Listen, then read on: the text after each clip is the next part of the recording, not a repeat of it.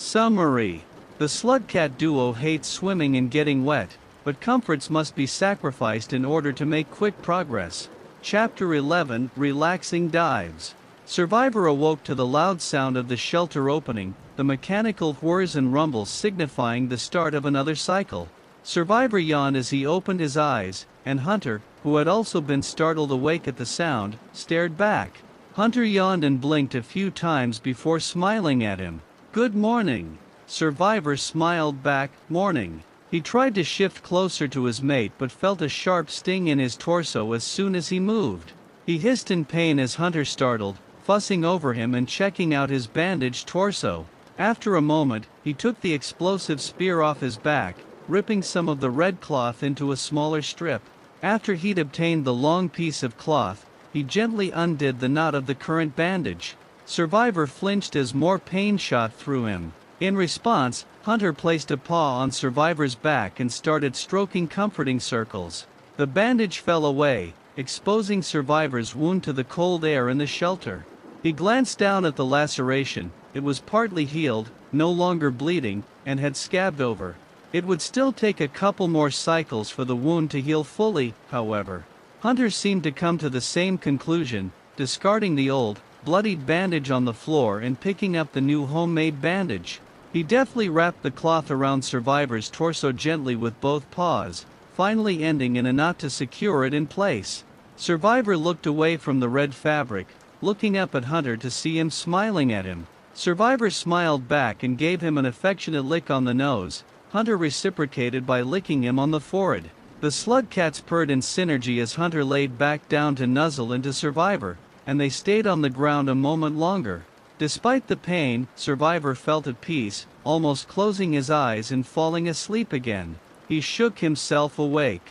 They didn't have time to sleep, they had to keep moving. The white slug cat moved to stand, only to feel the pain ramp up to sharp and stabbing suddenly.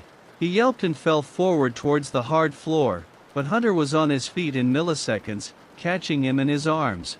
"Easy there, you're not fully healed yet," Hunter said worriedly, glancing down at the bandage, before lowering Survivor to the ground again. Survivor took a deep breath, waiting for the pain to subside, before carefully testing what movements led to pain. Shifting around in different ways, he noticed pretty much every bend of the torso led to a throb of pain. Annoyingly, this meant almost any movement involving his upper and lower body felt like 100 sharp needles getting stabbed under his skin. Hunter tightened his grip, stopping Survivor from moving around much more. He huffed in frustration. They had no more time to spend recuperating just because he messed up and got hurt. They needed to reach looks to the moon sooner rather than later. Looking into Hunter's eyes, he frowned. After what Hunter had told him last cycle, Survivor had made note of some clear symptoms of his illness: foggy, tired eyes with dark circles underneath, a hoarse and scratchy voice, and louder breathing. If Survivor focused on the breathing, he could also pick up a slight wheeze rattle in his mate's chest with every drawn breath. Survivor didn't want to think about how much worse Hunter could get if many more cycles were allowed to pass. After a moment, he moved to stand on his hands and knees. Every single movement was painful, but he managed. Hunter was with him every step of the way, ready to catch him in case he lost his balance and fell. "I'm going to try to stand again," Survivor said, determined to at least be fit enough to walk this cycle. Despite the pain, he could manage. Hunter nodded, crawled next to him, put one balancing paw on his back, and held onto Survivor's paw with the other. "Okay, don't worry about falling. I've got you, all right," he said it encouragingly, squeezing his paw gently. Survivor nodded back and tried to stand again. With great effort and pain, he got to his feet, stumbling. Hunter helped steady him as he stood shakily, slightly hunched over in pain. He glanced over to Hunter, who looked at him with great worry and sadness. Survivor looked down at his wound. The bandage still looked clean. He hadn't reopened the wound and started bleeding again, at least. Weakly, he tried to take a step. When he lifted his leg and leaned forward, it felt okay. Hunter's support helped keep him upright as he moved his tail for extra balance. But when he put his paw on the floor and put pressure on it, everything went to hell. Pain. Burning hot pain was all Survivor felt throughout his leg, and lower body pain that made his legs turn into jelly as he abruptly fell forward with a yelp. His mate was quick to catch him, scooping him up and quickly lowering them both to the floor once again. The pain kept burning, and Survivor sobbed, mostly because of the pain but also due to frustration over not being able to accomplish something as simple as walking. Hunter shushed him as he gently pulled him into a hug and cradled him, careful not to jostle his wound. As Survivor's sobs quieted down, Hunter spoke his mind. "Considering the situation, I think it's best if we spend a couple cycles in this shelter, healing." Survivor turned sharply to look at Hunter, wincing slightly as his wound stung at the movement. "We don't have time for resting, Hunter. We need to keep making progress." Hunter glared back, a frustrated growl leaving his throat. "You're in no condition to stand, let alone walk. I'm not letting you risk your life like this. I can see your symptoms getting worse, Hunter." Survivor said sadly. Hunter's glare turned into a look of sadness as he glanced away.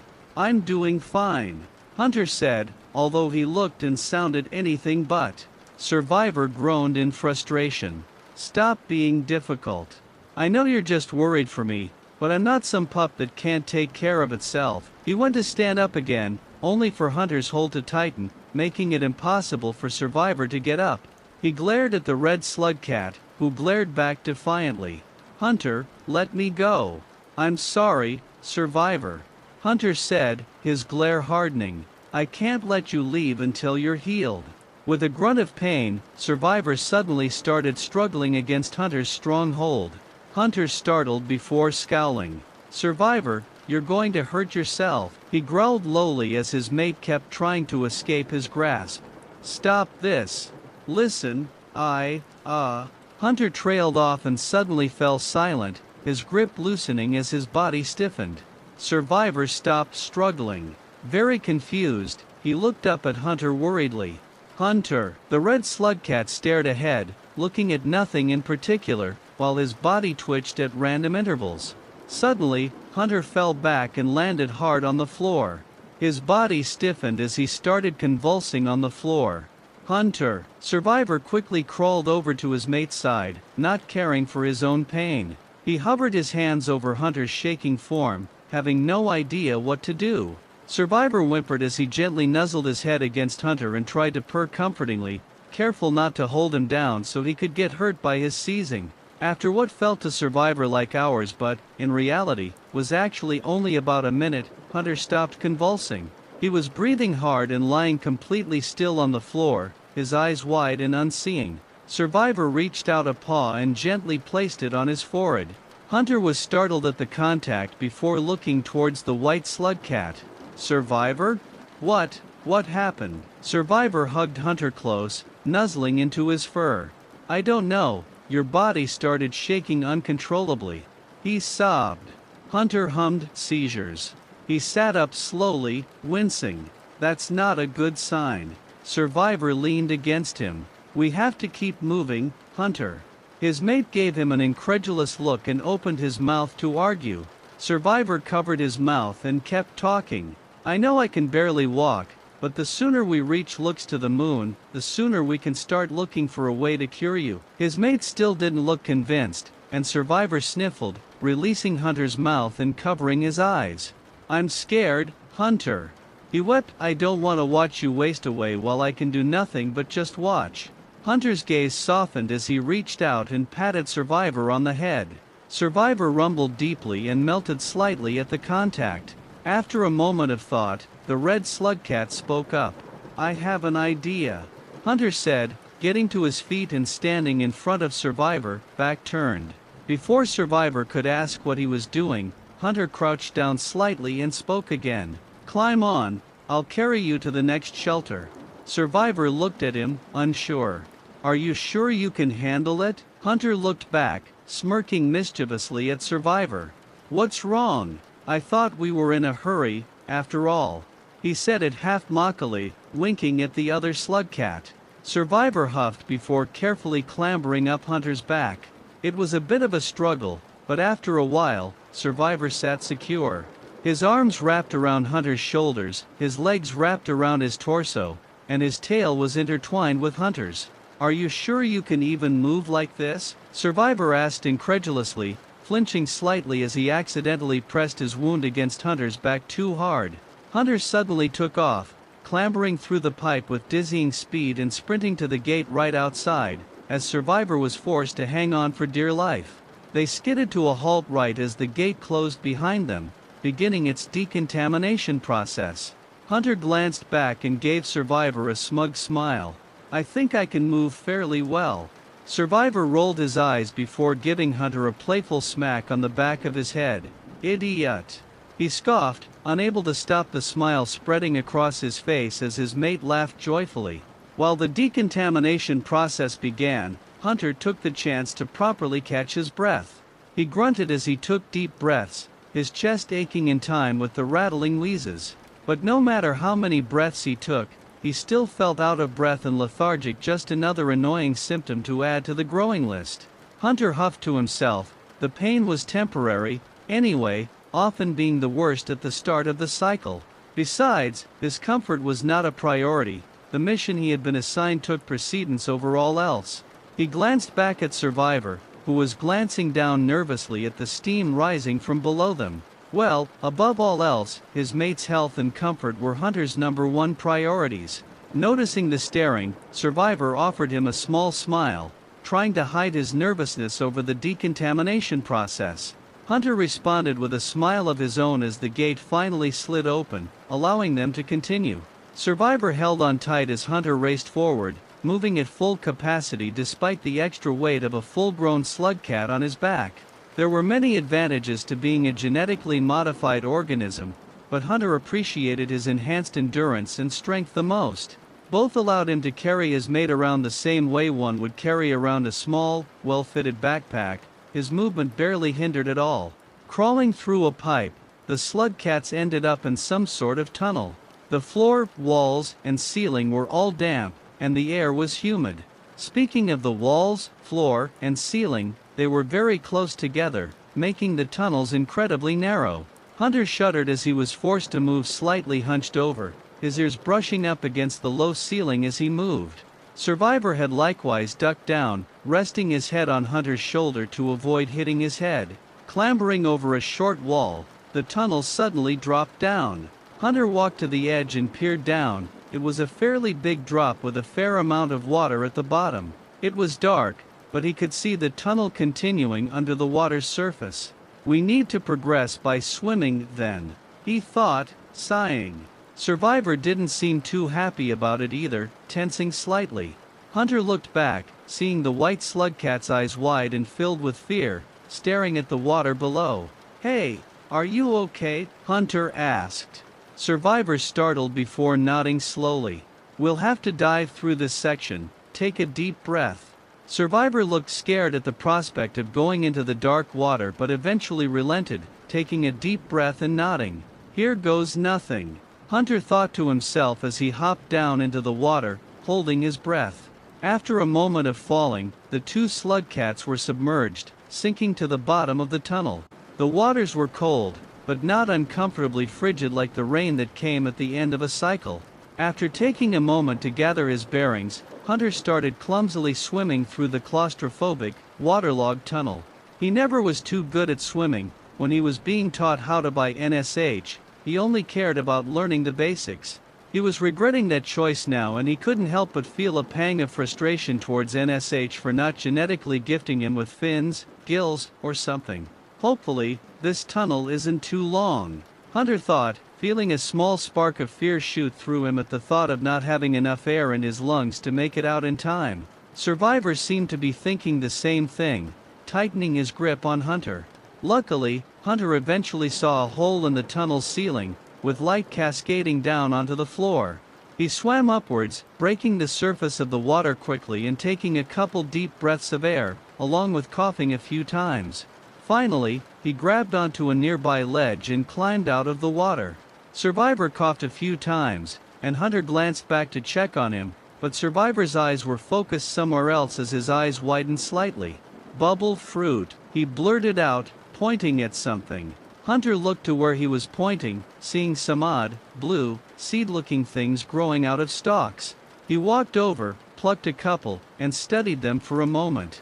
What are they used for? The slug cat on his back made grabby hands towards the object, so he studied the item for only a short moment longer before handing it over to Survivor. They are inedible in their current state, but once dipped in water, they turn into a rather tasty snack, Survivor explained, turning the blue seed over in his hands. I see. Hunter hummed. What was it you called it? A bubble fruit. The white slug cat perked up, looking happy as he recalled some distant memories. Yeah, it was what my little brother used to call them. He came up with the name. They pop into a bubble when they turn wet and edible. I think that's where he got the name from. Survivor smiled and giggled at the memory before his smile turned a bit more wistful. I sure miss that little guy. Hunter frowned, reaching back and stroking Survivor's fur on his back comfortingly. His mate perked up slightly in response, smiling gratefully at Hunter. How about we have a snack break? The red slug cat said after a moment, leaning down and picking up another one of the bubble fruit seeds. Carefully, he put his mate down on dry land, taking his bubble fruit.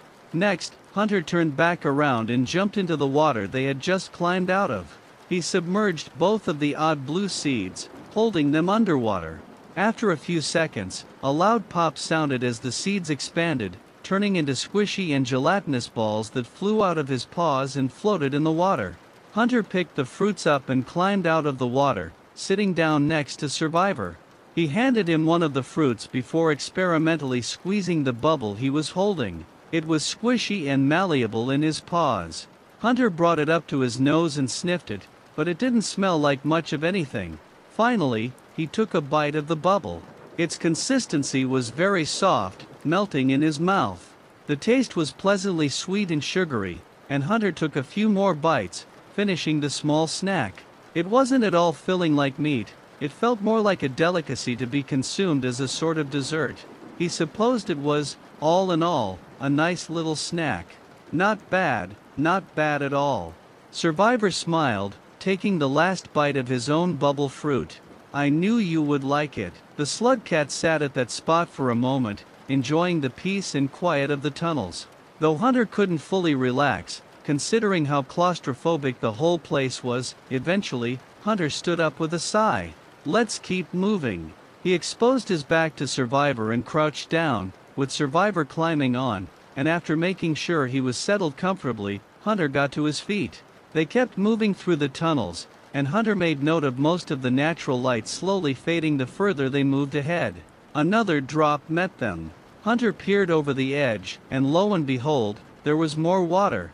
Still narrow and even darker than the last one. Great, he thought to himself, groaning. He heard Survivor squeal fearfully behind him, his grip on Hunter tightening. More water. In response, Hunter reached around his back and gave Survivor a comforting pat on the shoulder. It'll be quick.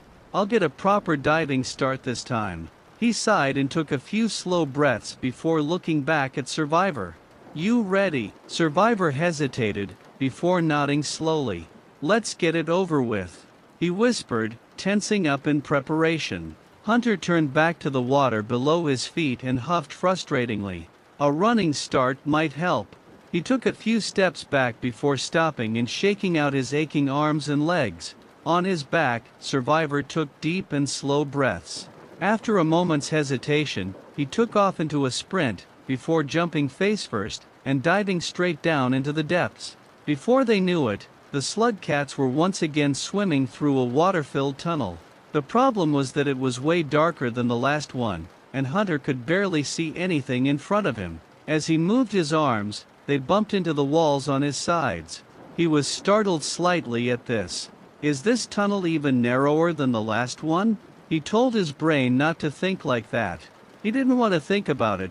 He didn't want to think about the way the tunnel narrowed the further they went. He didn't want to think about getting stuck and drowning, completely helpless in the dark. Stop fucking thinking about it. The tunnel was not only darker and more claustrophobic than the last one, it was also most definitely longer. The thought of the water stretching for too long made him incredibly anxious, and it took every ounce of his willpower to stay calm and not start flailing around in panic. Survivor's grip suddenly hardened, squeezing Hunter's chest tightly as his mate froze up in terror. He had to suppress the urge to cough as he was squeezed, and he closed his eyes tightly. Hunter felt his lungs burn, crying out for oxygen. His limbs ached further in protest, but he had to keep moving. He had to get them out. Hunter stopped moving with trained control and instead started flailing his arms and legs wildly, the motions barely resembling swimming anymore. He pushed at the surrounding walls with his paws, trying to move forward faster. "We're going to drown down here, trapped in the dark, rats in a maze." "No, just keep going. We can still make it. The tunnels are too narrow, we'll get stuck." "It'll be fine, keep moving forward. There's no oxygen left, my lungs are burning. I can't breathe. I can't breathe." With a thud, Hunter hit his head on something hard. His panic stopped abruptly and gave way to confusion. He opened his eyes, seeing a wall ahead of him. "Oh no, a dead end?" he thought. Hunter was almost about to start panicking all over again, before he glanced up, saw light shining down on him, and ripples along the surface of the water above them. Without a second thought, Hunter used his legs to push off the ground and float towards the surface. Soaring upwards through the water, the slugcats finally broke the surface. As soon as his head broke the water's tension, Survivor took a deep breath. The burning in his lungs subsided, and the lightheadedness associated with oxygen deprivation faded. He hissed slightly in pain between each breath as his torso stung from exertion. Next to him, Hunter tried to catch his breath. He failed, falling into a short coughing fit, trying to breathe as best he could between every cough. "We made it," Survivor finally said, voice slightly shaky from the previous terror he felt in the dark depths of the water. Hunter took a long time to respond, and Survivor started to get worried something was wrong. "Hell yeah, no more diving," he finally said, his voice sounding harsher and more painful than usual. After a moment of collectively catching their breath, Hunter stopped coughing. "Hold on tight, okay," he grumbled. Survivor chirped in affirmation and held on a bit tighter, careful not to squeeze Hunter too hard and make it difficult for him to breathe. Hunter analyzed their surroundings for a moment, looking for a way out of the water. Survivor noticed with a start that the edge to climb out of the pit was too far up to reach. It wasn't like that when he came through here so many cycles ago. In fact, he was pretty sure there wasn't even water in these pipes back then. There had been a lot of spears, and he had lodged them in the walls to make makeshift ladders. "Please don't tell me we have to swim back and find another way." Just the thought of going back through the water passages again made Survivor tremble with fear. Hunter took a big, wheezing breath and suddenly jumped onto one of the walls. He gripped the surface with his claws, sliding down slightly before quickly jumping upwards to the adjacent wall and repeating the movement. Survivor watched in awe as his mate effortlessly scaled the walls by jumping between them. Once they were back on solid ground, Survivor gave Hunter a lick on the head before carefully sliding off his back. The red slugcat stumbled and almost collapsed to the ground from exhaustion. Hunter started coughing again, crouching down to lie on the ground. Survivor crawled over to him and purred, pressing his forehead against his mate's in a gentle headbutt. Despite his coughing, Hunter tried his best to purr back. They stayed like that for a moment, until his coughing finally slowed, and died down into loud, wheezing breaths. After another minute, Survivor spoke up.